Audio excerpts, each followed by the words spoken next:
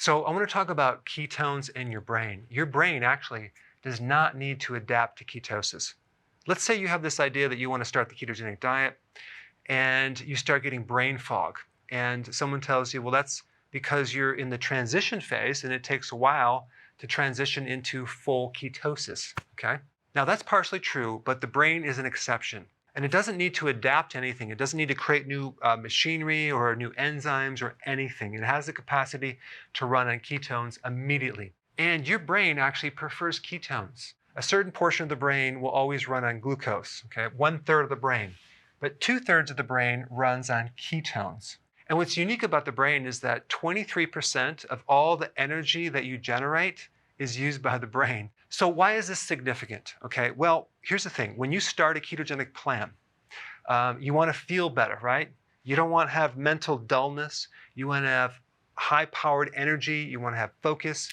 You want to have a lot of energy. But if you're getting brain fog, mental fatigue, depression, or any lowered emotional state, realize that there's just not enough ketones available as the fuel source. It's not that your brain needs to adapt and it takes time. If the ketones are there, it'll suck it right up, okay? So ketones come from endogenous sources, which means that your body can make them by lowering your carbohydrate. Okay, so let me show you in this section right here. What determines how many ketones are in the brain is your blood ketone level, okay? It needs to be high. And what determines this is the amount of insulin. It still needs to be normal, but it needs to be on the low side. But glucose needs to be low. Okay, so these two right here will determine how many ketones. And it does take some time. It could take 3 to 5 days for this to start to really develop and actually break down your fat more efficiently. But the point is that the more ketones you have in the blood, the brain will be able to have them available to start working. And the brain does not have to adapt. It doesn't take time. And the reason I'm telling you that is that you can very easily assist this process by either taking some ketones for a few days or MCT oil, okay, which will help you generate more ketones faster. That way you can have brain energy right away. And that would be the other source, is exogenous, outside the body. You can get them as ketone salts or MCT oil, things like that. And as a side note, an infant can absorb ketones 15 times faster than an adult. And this is a survival mechanism because of this. The brain needs a lot of energy to work. So to help the brain survive, it has a mechanism to absorb both types of fuel.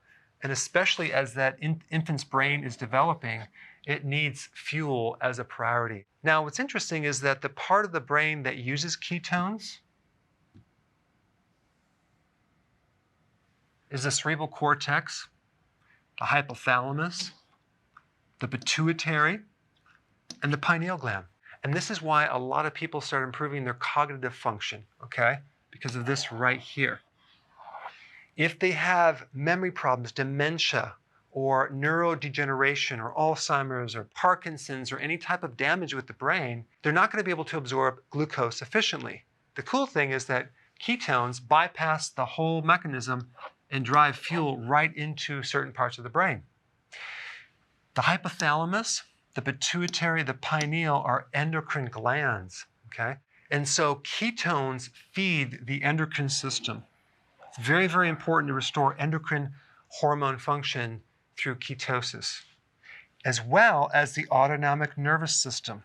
That is a combination between the sympathetic and the parasympathetic. And that's another reason why people that have problems with this system, they're too much in like stress mode, like they're in flight or fight, or they can't sleep. When they get into ketosis, they do better. In fact, a tremendous amount of ketones go to the pituitary and pineal gland, okay? Pineal helps you sleep. So in summary, if you wanted to prevent the brain fog or the keto fatigue, MCT oil is going to be a really good idea. Also, if you personally or know of someone who has Alzheimer's or any type of memory problems, MCT oil, and also exogenous ketones as a way to supplement and speed up the results of getting more ketones into that brain. Thanks for watching. So if you want to get notified with all my content, click the notification bell next to subscribed.